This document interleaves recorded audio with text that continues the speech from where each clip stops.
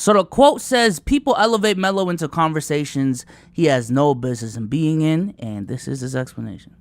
Melo is the most overrated NBA player ever. You have the Denver years, where he is a great athlete and rim pressurer, but is a highly inconsistent jump shooter. So the bottom line result is that you have this volume, but league average efficiency scorer who is a uniquely bad playmaking star. He had the same number of Chat, is rim pressure a thing?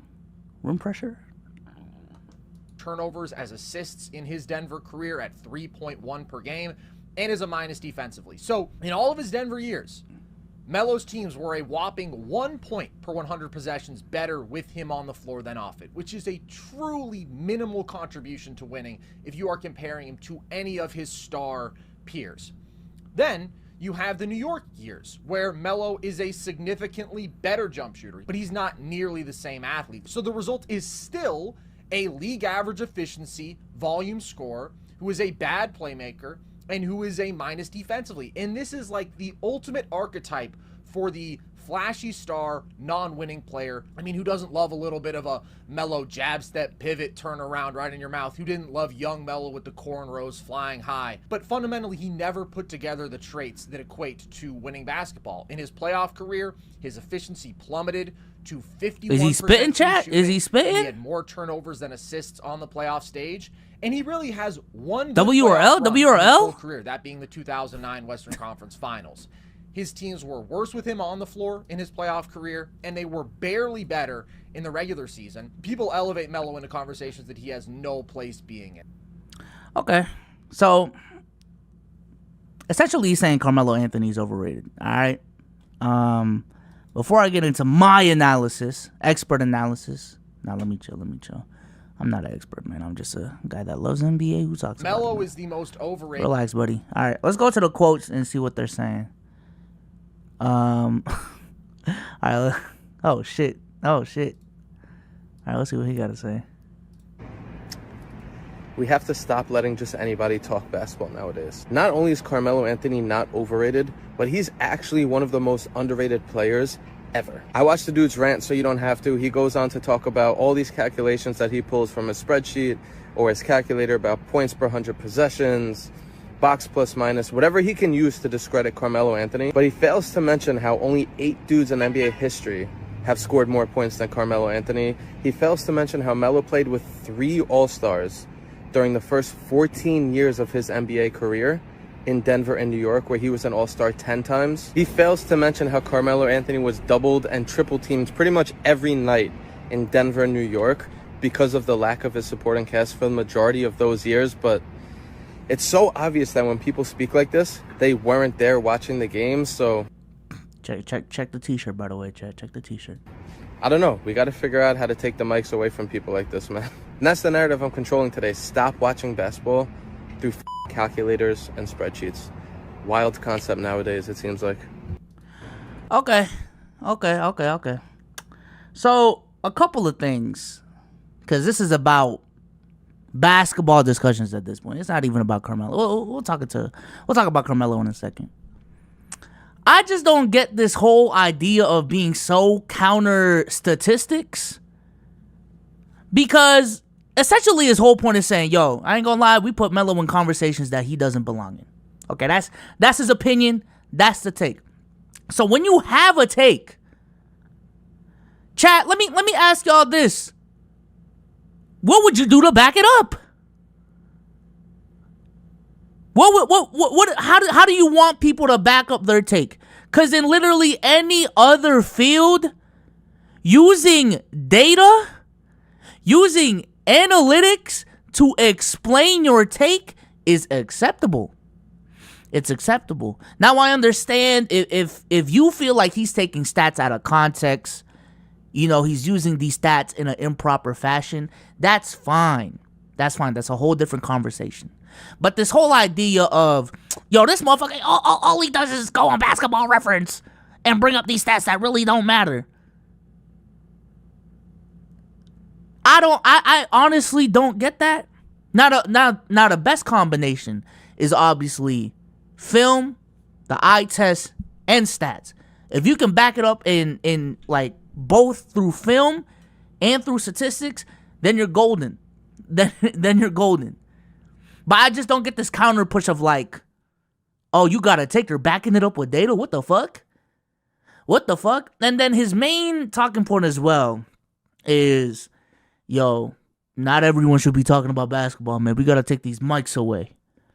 We gotta take away these mics, man. Not everyone can talk about basketball, but because everyone just talks through spreadsheets. My only thing is, what makes you the go-to dude for every, like, what makes you more credible than the next dude? That's a genuine question because I do not know this guy's history. I don't know his basketball resume. But I know for a fact that this guy hasn't played in the NBA. At least I don't know him. So let's go ahead and see, what his channel is about. Okay. Got a podcast. Big Melo guy. Really big Carmelo Anthony guy. You know what I'm saying?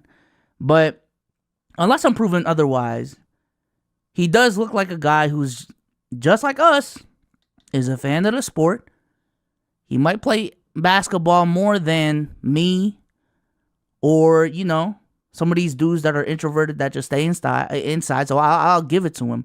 But this is what I'm saying with the whole gatekeeping conversation of, yeah, not everyone should have a podcast mic and should be able to talk about basketball. Because the dude who's 2 levels up from you, who played D1 college basketball, would probably look at you and say, yo, you're not credible to talk about the fucking game. Because what have you done? Let's get it. An NBA player is looking at you saying, oh, what have you done? The Hall of Fame player is looking at that NBA player saying, okay, what the fuck have you done? Shaq pulls that shit on Dwight Howard all the fucking time. You know what I'm saying? So that whole logic of just not everyone should have a mic, to me, does not make sense, because it honestly goes against a lot of people's platforms. Just because you use the eye test doesn't mean you're the bearer of truth. Okay? Your credibility is just as important and just as valid as the dude who doesn't play basketball as much and actually uses stats. You know what I'm saying? But let's go ahead and look at more of these quote retweets. Asinine take, Paul Pierce is more over. Look at this dick suck, bro. Look at this meat suck, bro. Jesus Christ.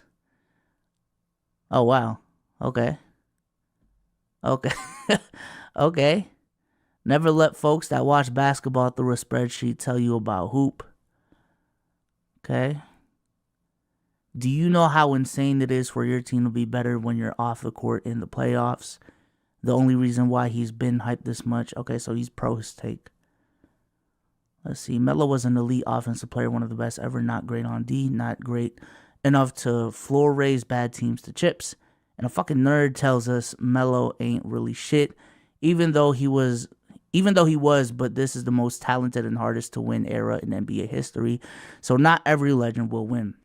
I think when we have these discussions, people get way too caught up in the tonality of how people say it, how people say their shit.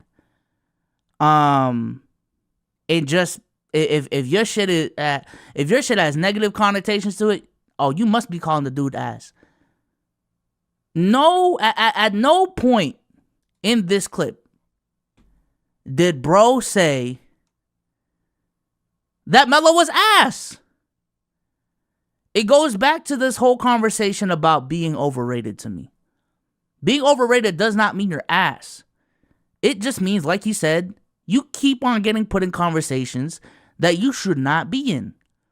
And it's honestly doing your career a disjustice because you're being compared to players that you probably shouldn't be compared to and being held to higher standards than you probably should have.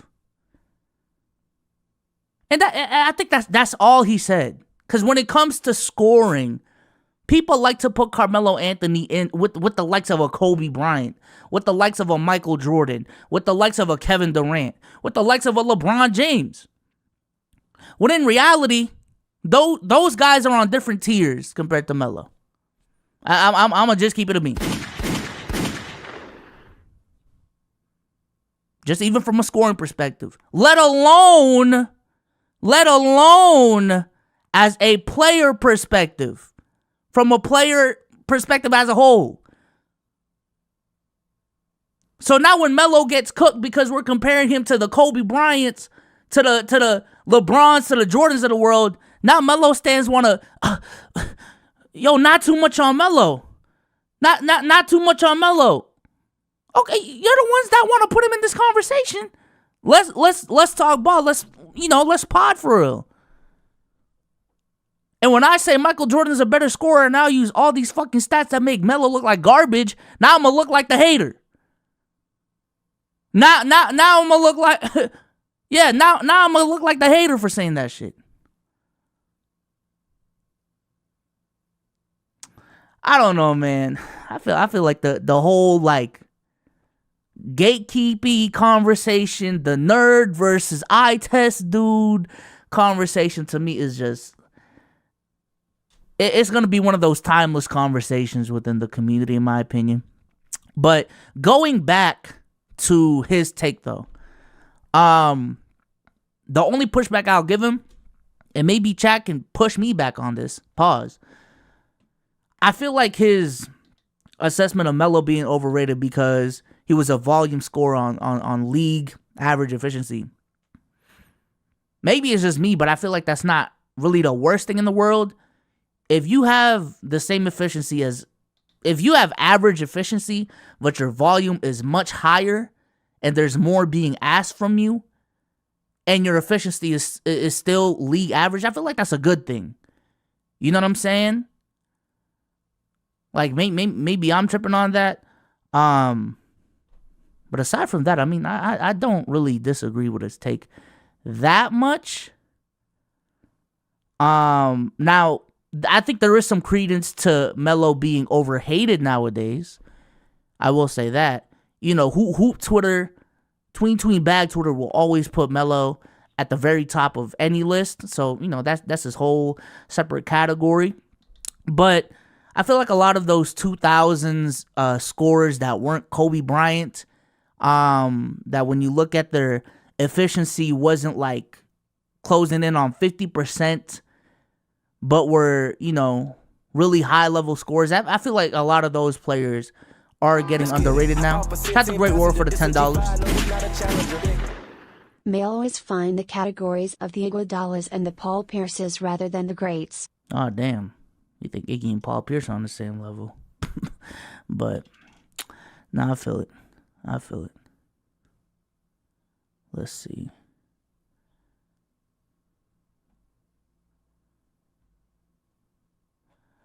Apparently he responded. So let me look that up.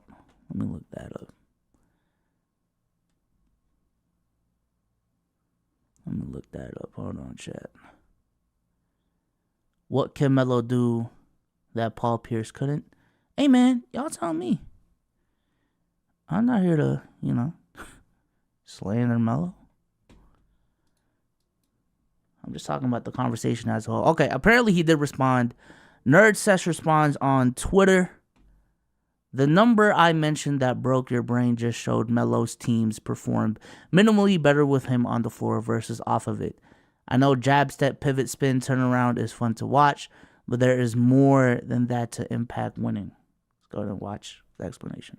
Another key point of my whole Melo is overrated take is that people love highly skilled, aesthetically pleasing one-on-one scorers, which makes a lot of sense, but we tend to overvalue them because of that. And early 2010s Melo is one of the toughest buckets ever, just a blend of strength and balance and footwork and a number of counters and a level of difficult shot making that's really rare. But the scope of your impact in an NBA game goes so far beyond that. People talk about Melo being double teamed like it's an unsolvable problem, when the best offensive players brutalize you for doubling them. What happens if you double LeBron out of the post? He's going to make the skip pass to the weak side shooter. He's going to find a cutter. He's going to create a great shot for a teammate. Melo may have more counters and ways to get a tough bucket against that double team, but if the result is still a turnaround that he's going to make 40% of the time, when Tyson Chandler was open in the dunker spot and he didn't find him, that's a testament to his basketball skill, but it's not a good basketball play because there was a better shot on the table. The best offensive players weaponize their scoring to amplify others. You're trying to maximize your team output, not your individual output, and Melo just didn't do that at the level of other star scoring wings we compare him to, like PG or T-Mac. Melo was also just a low effort, bad defender pretty much his entire career, and his team's defenses were almost always way worse with him out there. Somebody commented saying that Melo would cook Bill Russell one-on-one.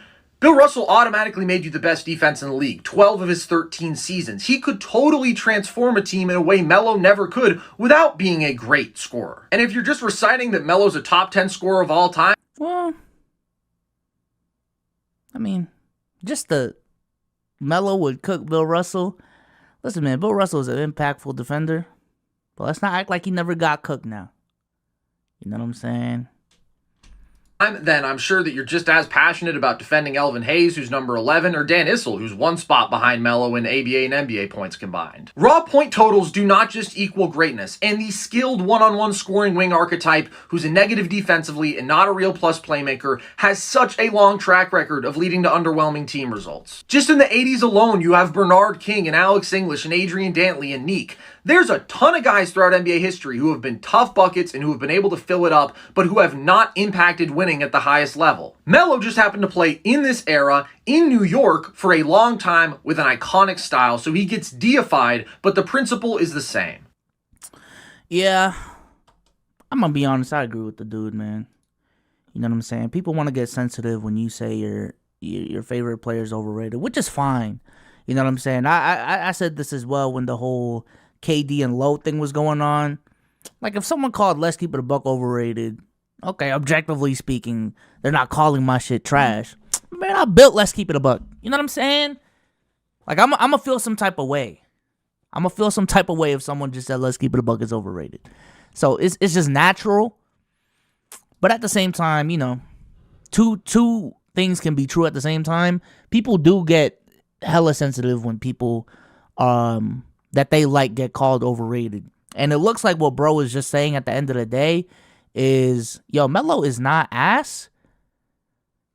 Can we just not keep putting him in the same conversations as Kobe? You know, as Kobe Bryant, as Tracy McGrady, as Paul George, when in reality his conversation should be closer to Adrian Dantley and Bernard King. And it's crazy to me because that's viewed as shade. But I think that's more credence to why it's true. Like, it's not no shade. It's not shade at Carmelo Anthony to say that you belong in the same conversation as a 6-time All-Star, 2-time All-NBA member. A dude who, what is this? 1, 2, 3, 4, 5, 6, 7 for a 7-year time span, averaged 30 points per game on 56% 56% shooting from the field. When your career was 10-time All-Star, 6-time All-NBA, and you had, you know, relatively similar stats, or probably better longevity and more All-NBA appearances. Like that shouldn't be a diss. But it is, and I get it. You know what I'm saying?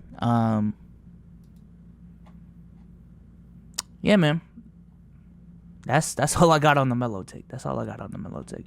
Let me talk to chat real quick. First of all, shout out to the 470 in the building. Holy shit. Holy shit. Let me see what chat's talking about. Let me see what chat's talking about, man. This is from it's from before he said I'm fat too. So I understand souls. Appreciate that, man. Alright, let's see.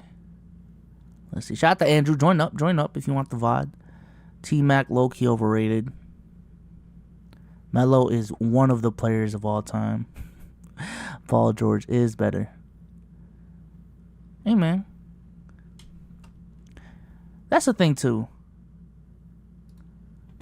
Is it a diss to say Paul George is better than Carmelo Anthony? Again, Carmelo Anthony, 10-time All-Star, 6-time All-NBA. Peaked at a Western Conference Finals appearance. Paul George is an 8-time All-Star, 6-time All-NBA, has 4 All-Defensive teams, has made it to multiple conference finals, both in the East and the West. You know what I'm saying? Paul George got the bag. You know what I'm saying? So you can't even put that against him. Paul George got the bag. He got the handles. In his peak, top 3 DPOY player. Paul George can, in my opinion, also pass better. Yeah, it's 30 games, but for the last 3 seasons, he's been averaging 5 assists a game. To say that Paul George is better than Carmelo Anthony should not be yo, you don't know about Melo, man. Melo peaked at top 5. Melo, not too much on Melo. Relax, bro. Relax. Jesus Christ.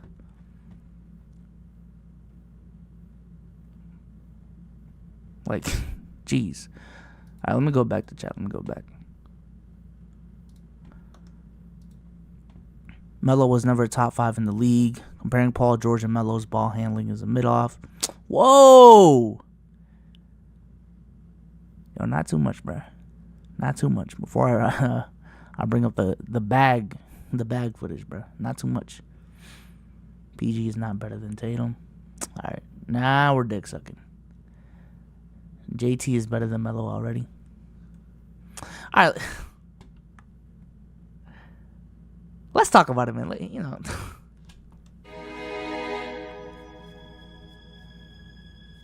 Tatum right now or peak Melo, chat.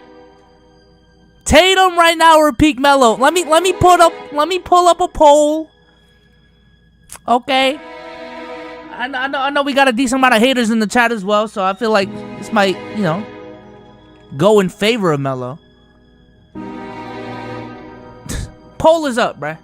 Let's really get to the meat and potatoes.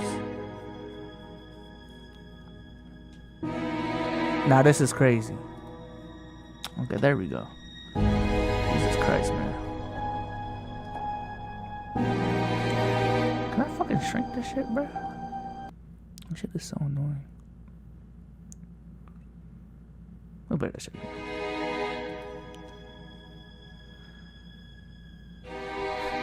I'm in the poll. Yeah, that's my chat. Yeah, that's my chat.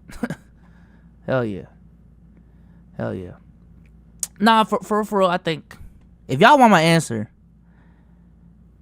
y'all just gonna say it's biased, but it's fine. I don't really care. I am biased. Fuck it. Tatum right now, which probably isn't even his peak, is better than peak Melo.